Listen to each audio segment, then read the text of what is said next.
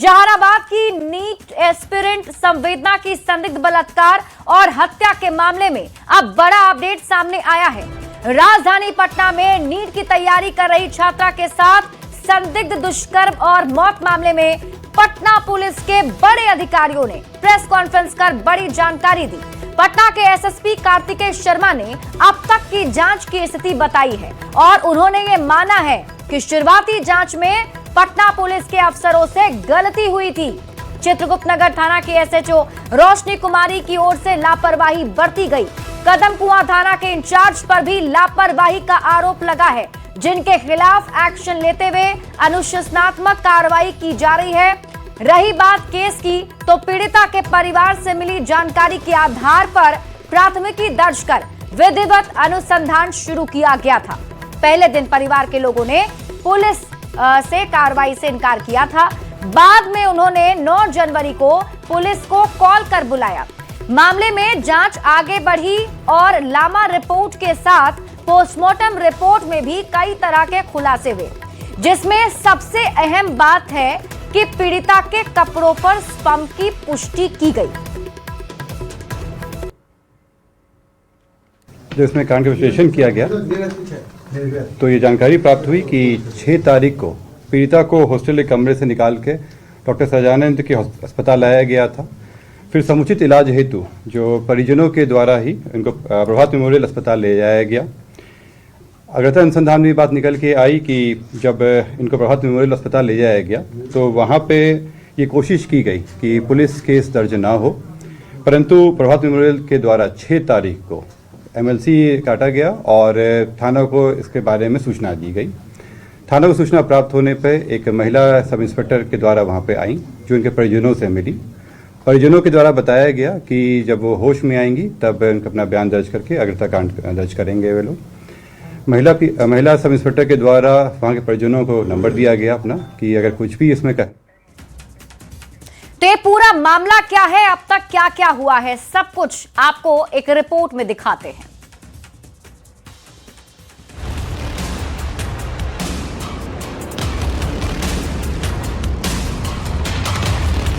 जहानाबाद की बेटी संवेदना की मौत के 24वें दिन पटना पुलिस एक बार फिर मीडिया के सामने आई।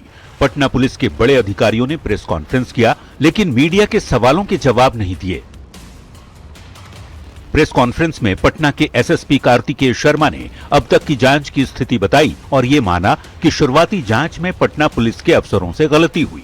चित्रगुप्त नगर थाना की एसएचओ रोशनी कुमारी की ओर से लापरवाही बरती गई। कदम कुआं थाना के इंचार्ज पर भी लापरवाही का आरोप है, जिनके खिलाफ एक्शन लेते हुए अनुशासनात्मक कार्रवाई की जा रही है।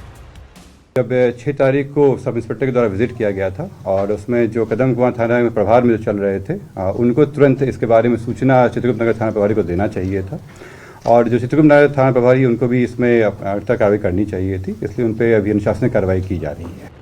हालांकि पुलिस ने यह भी कहा कि पहले दिन परिवार के लोगों ने ही पुलिस कार्रवाई से इनकार किया था। प्रभात मेमोरियल अस्पताल की सूचना पर एफआईआर दर्ज हुई। हालांकि बाद में घर वालों ने 9 जनवरी को पुलिस को कॉल कर बुलाया। अग्रता अनुसंधान में बात निकल के आई कि जब इनको प्रभात मेमोरियल अस्पताल ले जाया गया तो वहाँ पे ये कोशिश की गई कि पुलिस केस दर्ज ना हो, परंतु प्रभात मेमोरियल के द्वारा 6 तारीख को एमएलसी काटा गया और थाना को इसके बारे में सूचना दी गई। मामले में जांच आगे बढ़ी और लामा रिपोर्ट के साथ साथ पोस्टमार्टम रिपोर्ट में भी कई तरह के खुलासे हुए, जिसमें सबसे अहम ये बात है कि पीड़िता के कपड़ों पर स्पर्म की पुष्टि की गई। पोस्टमार्टम रिपोर्ट में भी यौन हिंसा की आशंका जाहिर की गई है। पोस्टमार्टम रिपोर्ट के मंतव्य में यौन हिंसा की संभावना से इनकार नहीं किया गया। पुलिस का कहना है कि जिस दिन ये घटना हुई उस दिन छात्रा रात में 2 बार कमरे से कुछ मिनट के लिए बाहर आई, लेकिन उसके कमरे में कोई नहीं गया। पुलिस ने यह भी कहा कि जांच में सीसीटीवी फुटेज के साथ किसी तरह की छेड़छाड़ की बात सामने नहीं आई है। हालांकि पुलिस की पीसी के बाद भी मौत की गुत्थी सुलझती नहीं दिख रही और कई सवाल खड़े हो रहे हैं। सवाल ये कि शुरू में पटना पुलिस ने जल्दबाजी में बयान क्यों दिया? केस दर्ज होने के 3 दिन बाद हॉस्टल क्यों पहुंची पुलिस? थानेदार ने जांच के लिए पहले अपने चालक को हॉस्टल क्यों भेजा? दुष्कर्म की आशंका के बाद भी कपड़े क्यों नहीं जब्त किए गए? पुलिस ने हॉस्टल और छात्रा के कमरे को सील क्यों नहीं किया? जांच में वैज्ञानिक साक्ष्यों से क्या निष्कर्ष निकला? न्यूज 18 के लिए पटना से अमित कुमार के साथ ब्यूरो रिपोर्ट। तो जहानाबाद की नीट छात्रा की मौत के विरोध में बिहार पुलिस की कार्यशैली और बिहार सरकार का ढिलमुल नीतियों के खिलाफ आम लोगों में भारी गुस्सा देखा जा रहा है। इस जघन्य कांड के विरोध में लोगों ने सड़कों पर उतरकर न सिर्फ विरोध जताया बल्कि बिहार में अपनी तरह का पहला विरोध मार्च भी निकाला गया, जिसमें करीब 22 किलोमीटर की पदयात्रा में हजारों लोग शामिल हुए। विरोध मार्च मृतका के पैतृक गांव से जहानाबाद शहर तक 25 किलोमीटर लंबा मार्च निकाला गया। बहन बेटी के सम्मान में पूरा बिहार मैदान में स्लोगन के साथ निकली न्याय यात्रा में जेडीयू नेता भी शामिल हुए।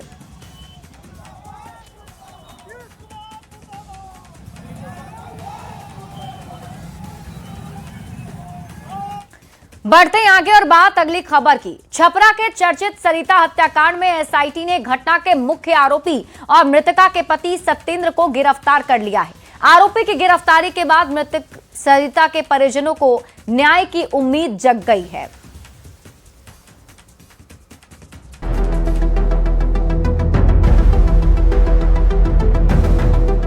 16 जनवरी 2026 की ये तस्वीर अब भी आपकी जहन में जिंदा होगी। सारण के हरिहरनाथ थाना क्षेत्र से सामने आए इस सीसीटीवी फुटेज में साफ साफ दिख रहा है कि गाड़ी से निकला शख्स महिला के शव को दरवाजे के बाहर फेंक कर चला जाता है। ये शव सरिता का था और फेंकने वाला कोई और नहीं बल्कि उसका पति सत्येंद्र कुमार था, जैसा आरोप सरिता के मायके वालों ने लगाया था। न्यूज 18 ने इस खबर को प्रमुखता से दिखाया था, जिसका नतीजा ये हुआ कि जिस दारोगा की गाड़ी से शव फेंका गया वो गाड़ी बरामद हुई। दारोगा को सस्पेंड करते हुए अरेस्ट कर लिया गया और अब एसआईटी ने घटना के मुख्य आरोपी और मृत महिला के पति सत्येंद्र कुमार को गिरफ्तार कर लिया है। इस मामले में मुख्य आरोपी जो सत्येंद्र था उसे पुलिस ने पटना से गिरफ्तार कर लिया। सरिता की हत्या के बाद से फरार चल रहे सत्येंद्र की गिरफ्तारी पटना से हुई है। एसआईटी को बड़ी कामयाबी हाथ में लगी है और जिसकी पुष्टि जो है वो सारण डीआईजी जो नीलेश कुमार है उन्होंने गिरफ्तारी की पुष्टि की है। हालांकि सत्येंद्र को अभी लाया जाएगा और इसी थाने में हरिहरनाथ थाने में उसको लाया जाएगा। यहाँ पूछताछ होंगे, कई जो राज है वो सामने आएंगे। आरोपी पति सत्येंद्र के लिए सरिता के पिता और दादा ने कड़ी से कड़ी सजा देने की मांग की है।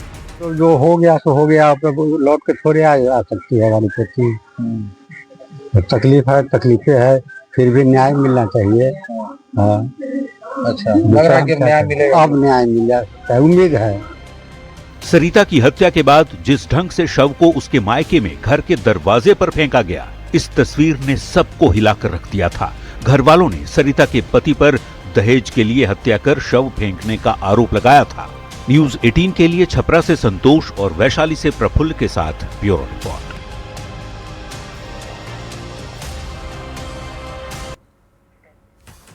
बिहार विधानसभा चुनाव में शानदार जीत का स्वाद चखने के बाद सत्ताधारी जेडीयू की नजर आरजेडी के उस एम यानी मुस्लिम फैक्टर पर है जिसे लालू यादव की पार्टी अपना कोर वोट बैंक मानती रही है। और इसी कड़ी में आज दो खबर सामने आई। पहली, आरजेडी के पूर्व विधायक रियाजुल हक राजू के जेडीयू ज्वाइन करने की, और दूसरी खबर आरजेडी में जल्द बड़ी टूट का जेडीयू नेताओं की ओर से किया गया दावा, जिस पर आरजेडी की तरफ से भी पलटवार किया गया है। सवाल है कि क्या जेडीयू मिशन एम को धार देते हुए आरजेडी को कमजोर करने की मुहिम में जुट गई है।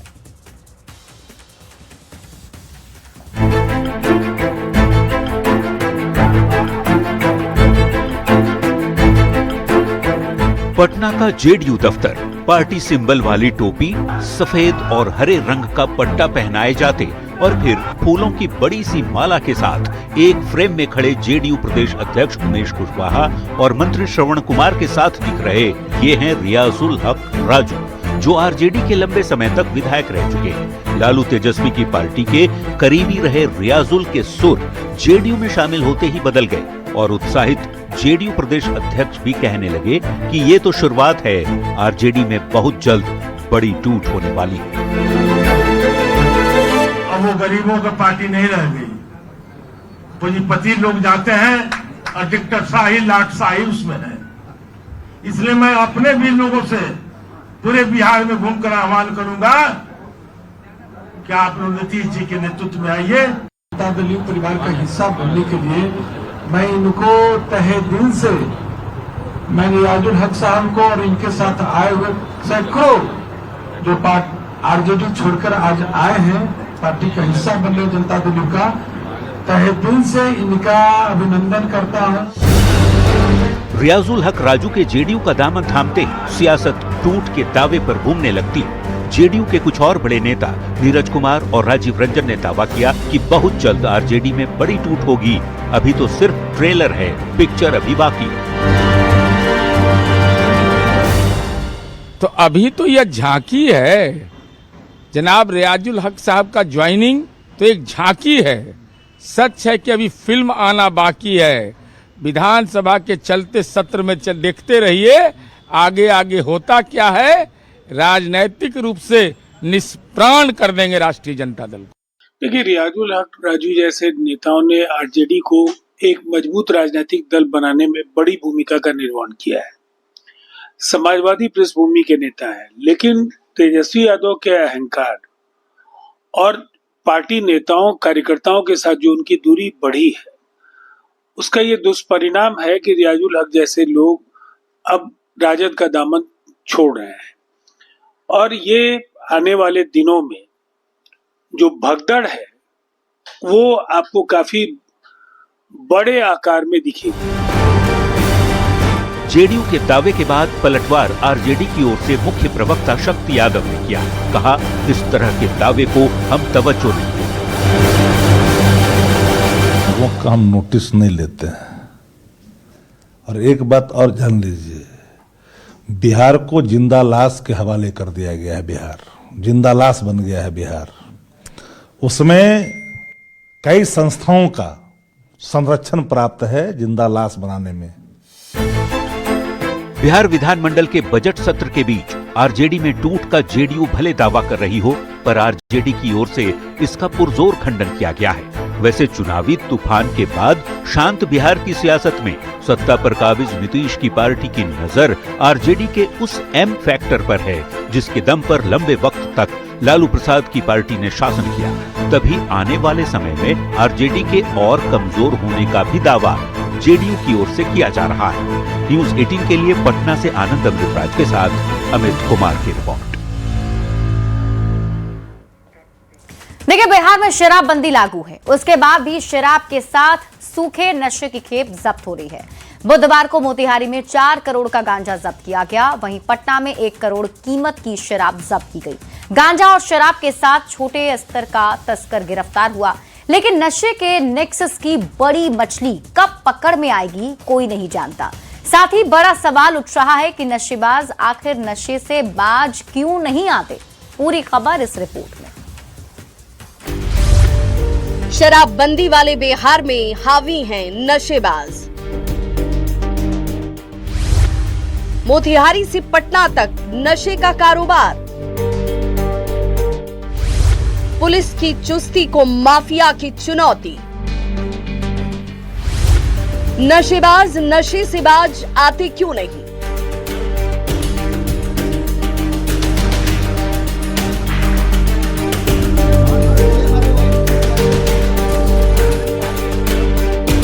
शराबबंदी वाले बिहार में कागजों में शराब और नशे के सामान की बिक्री पर रोक है, लेकिन माफिया हैं कि हार मानने को तैयार ही नहीं दिखते। शायद ही कोई दिन ऐसा गुजरता है जब नशे की बड़ी खेप, चाहे वो सूखा नशा हो या फिर शराब, जब्त ना हो। मोतिहारी में लाल पैकेट में थाने में रखे सामान गांजा है। इसकी कीमत 4 करोड़ रुपए है। ट्रक में बने तहखाने से इसकी तस्करी की जा रही थी। हरैया थाना को गुप्त सूचना मिली कि गांजे की तस्करी हो रही है, जिसके बाद एक्शन में आई पुलिस ने गांजे की बड़ी खेप को जब्त कर लिया।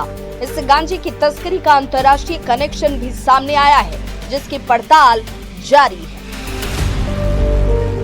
शाह है, नौतन कलैया थाना नेपाल के रहने वाले हैं। उनकी गिरफ्तारी हुई है। उनसे अभी तक पूछताछ करके विधिवत प्राथमिकी दर्ज कर अभी तक कार्रवाई किया जा रहा है। गांजा की खेप कहाँ लेकर के जाया जा रहा था, पता लगा? अभी पूछताछ जारी है, इस संबंध में पूरी जानकारी आगे अपडेट दिया जाएगा। ये तो रही बिहार के बॉर्डर इलाके की बात, और अब बात राजधानी पटना की करें तो यहाँ भी माफिया पुलिस को खुली चुनौती देते दिख रहे हैं। अगमकुआं थाना क्षेत्र के ट्रांसपोर्ट नगर इलाके में उत्पाद विभाग और पटना पुलिस ने कार्रवाई की। इस दौरान कंटेनर ट्रक से भारी मात्रा में शराब बरामद किया गया। 1041 कार्टन विदेशी शराब जब्त की गई, जिसकी अनुमानित कीमत तकरीबन 1 करोड़ के आसपास बताई जा रही है। गिरफ्तार ड्राइवर राजस्थान के बाड़मेर का रहने वाला है। शराब के कार्टन को भूसे में छिपा कर रखा गया था और चालान भी बिस्किट के नाम पर जमा किए गए थे। पुलिस अब पर्दे के पीछे से एक्टिव शराब माफिया की पहचान में जुट गई है। कार्टून 1041 है और लीटर में 9200 कुछ लीटर का है। किसी कोई गिरफ्तारी भी है? एक गिरफ्तारी है, बाकी बैकवर्ड लिंकेज और फॉरवर्ड लिंकेज हम लोग पता कर रहे हैं कि लोकल कौन इससे कांटेक्ट में था, मोबाइल के साथ हम लोग। रजिस्ट्रेशन नंबर सर मिटा दिया गया है टोटल? हाँ, ये नया मॉडस ऑपरेंडी है कि बैच नंबर से हम लोग सोर्स तक पहुंच जाते हैं, इस डर से ही बैच नंबर को मिटा दिया गया है।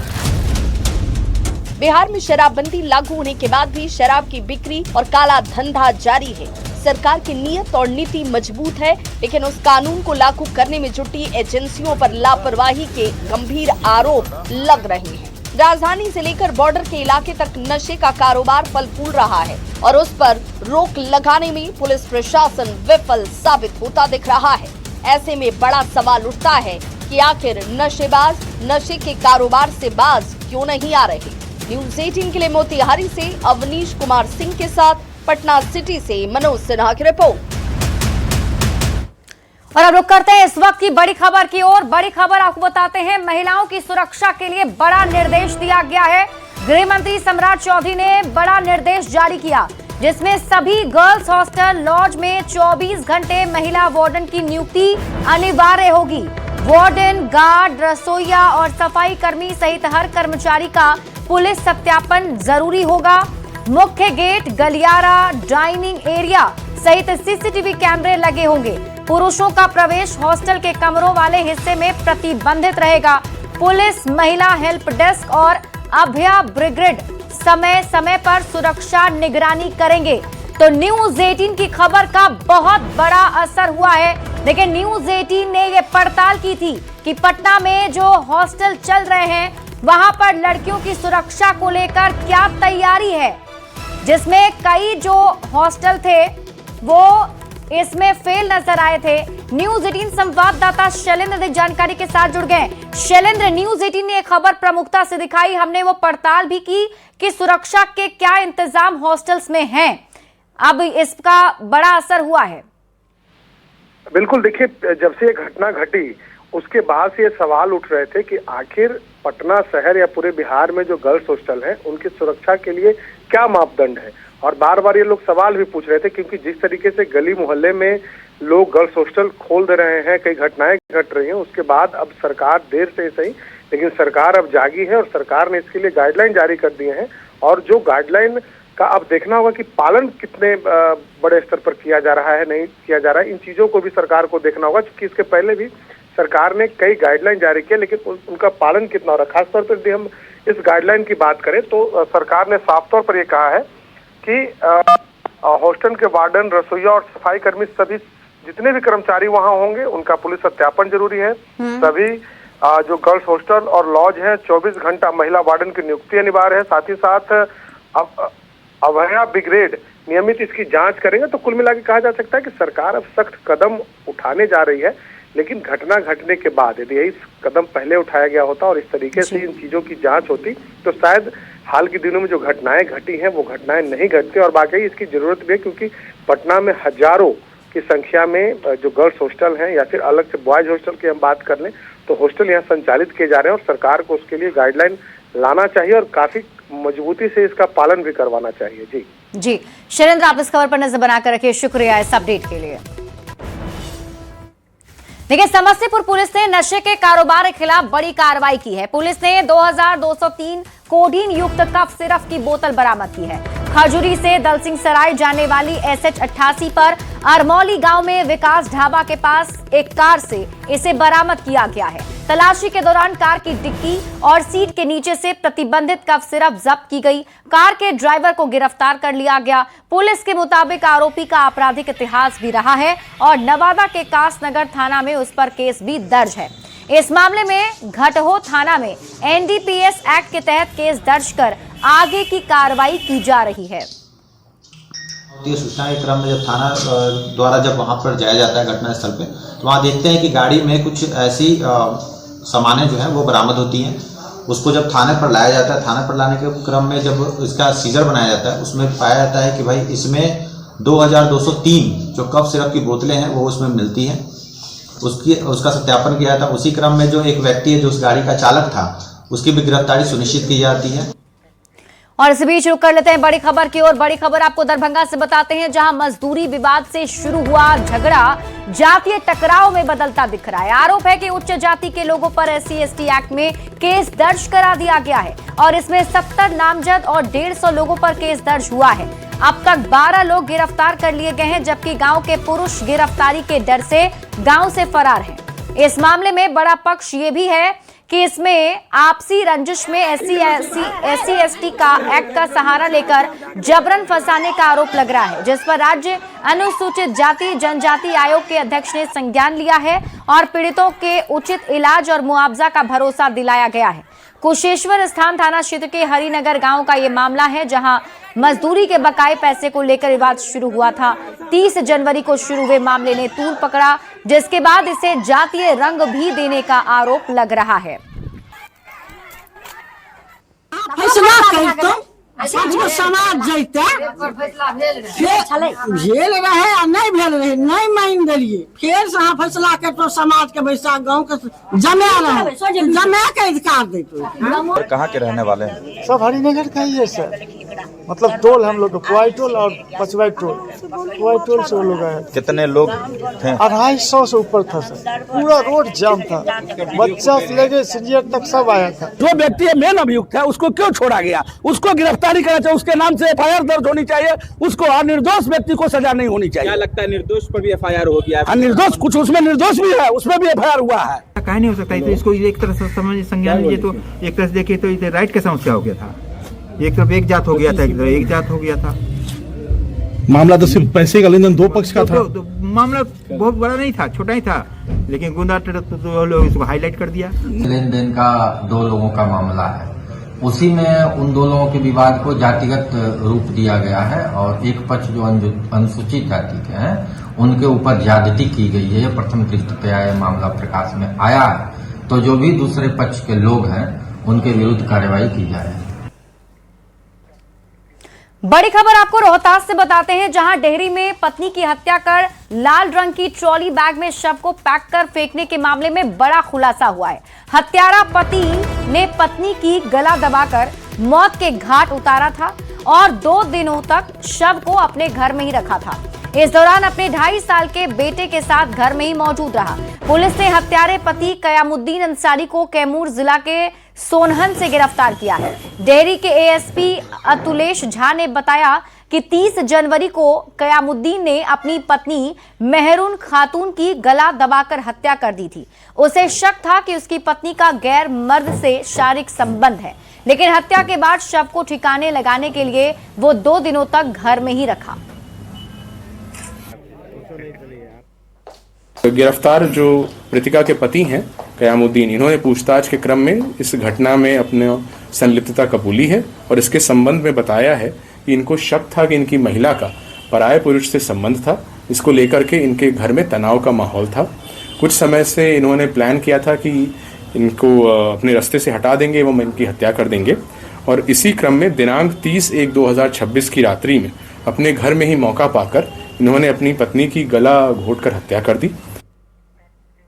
बड़ी खबर आपको समस्तीपुर से बताते हैं, जहां रोसड़ा अनुमंडल क्षेत्र में इन दिनों अपराधियों के हौसले बुलंद हैं। मब्बी ढाला के पास से एक प्राइवेट अमीन का शव मिला है। डेड बॉडी मिलने की इस घटना से पूरे इलाके में सनसनी फैल गई।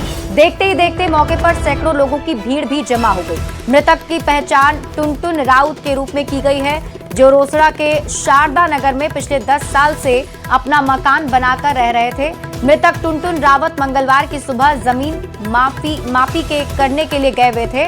जब देर रात तक नहीं लौटे तो परिजनों ने खोजबीन शुरू की और फिर सुबह में शव मिलने की जानकारी मिली। हालांकि मौके से बाइक और मोबाइल गायब मिला है। इनका घर कहाँ हुआ? ये कब से? कल शाम से फोन एक बार उठाया था, बोला आ रहे, तब मैं सकवा में था। उसके बाद कुछ देर के बाद फोन नहीं उठा रहा, बंद बताने लगा। अमीन का काम करते हैं वो, और सुबह में उनका शव प्राप्त हुआ है और उस पर बाहर से कुछ तो इंजरी वगैरह नहीं है, लेकिन प्रथम दृष्टया लगता है कि गला दबाकर उनकी हत्या की गई प्रतीत होती है। कल वो गए थे, अमरजीत पंडित हैं एक लर्जा घाट के हैं, उन्हीं का जमीन की मापी करने के लिए, और लगभग 4 साढ़े 4 बजे के आसपास वहाँ से चले हैं, परंतु वो देर रात तक वो घर नहीं पहुंचे। खबर आपको सहरसा से दिखाते हैं, जहां मॉडल अस्पताल में बड़ी लापरवाही सामने आई है। मोबाइल की रोशनी से मरीज का इलाज किया जा रहा है, जिसका वीडियो सोशल मीडिया पर तेजी से वायरल है। वीडियो आज का ही बताया जा रहा है। इतना ही नहीं, लाइट कटने की वजह से डॉक्टर से इलाज कराने आए मरीज का पुर्जा भी नहीं कट रहा है, ना ही दवाई दी जा रही है। दोनों सुविधा ऑनलाइन दी जाती है, लेकिन लाइट नहीं होने से मरीज परिजन सब परेशान हैं। कई घंटे तक लाइट बाधित रहा, जिस वजह से दूर दराज से आए मरीज और मरीज के परिजन परेशान रहे। मुजफ्फरपुर से आपको इस वक्त की बड़ी खबर बताते हैं, जहां धर्म परिवर्तन के खेल का खुलासा हुआ है। प्रार्थना सभा के नाम पर यहां खेल चल रहा था। हिंदू संगठन के लोगों ने हंगामा किया। चंदवारा के एक घर में ये खेल चल रहा था। ईसाई धर्म में परिवर्तन की साजिश रची जा रही थी। हंगामे के बाद पुलिस की टीम जांच पड़ताल में जुटी हुई है। तो बड़ी खबर आपको इस वक्त की मुजफ्फरपुर से बता रहे हैं, जहां धर्म परिवर्तन के खेल का खुलासा हुआ है। एक और बड़ी खबर कैमूर से मिल रही है, जहां पुलिस के चैनपुर थाना क्षेत्र के मधुरना गांव में उस वक्त चीख पुकार मच गई, जब एक के बाद एक बच्चों की अचानक तबीयत बिगड़ने लगी। डीजल का पौधा बीज खाने से अचानक 8 बच्चों की तबीयत बिगड़ गई, जिन्हें परिजनों ने आनन फानन में इलाज के लिए भभुआ सदर अस्पताल लाया। इलाज चल रहा है। बच्चों के परिजन सोमारू कुमार ने बताया कि आज गांव के सभी बच्चे एक साथ खेल रहे थे, जहां उन्होंने डीजल के पौधे का बीज बादाम समझकर खा लिया। उसके बाद घर आ गए। 2 घंटे बाद एक सभी बच्चों की तबीयत बिगड़ने लगी।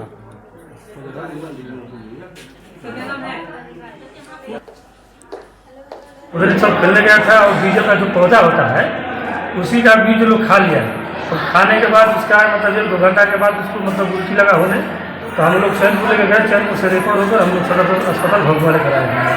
हम लोग को यहाँ ट्रीटमेंट हो रहा है। ये मधुरना के बच्चे हैं। आंगनबाड़ी केंद्र में, जैसा कि लोग परिजन बता रहे हैं, आंगनबाड़ी केंद्र में पढ़ने वाले बच्चे हैं। वहाँ से लोग को डीजल प्लांट है, उसके फल को लोग खाया है जी। उसके साथ एक छोटी बच्ची है, उसको भी उन लोगों ने थोड़ा दिया है।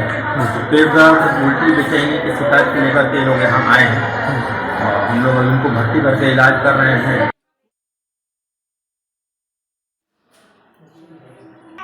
बताया जा रहा है कि यहाँ अचानक बच्चों की तबीयत बिगड़ गई, और जानकारी के मुताबिक परिजन, ये देखिए तस्वीर भी दिखा रहे हैं, जो परिजन है वो उस बीज को लेकर भी गए हैं।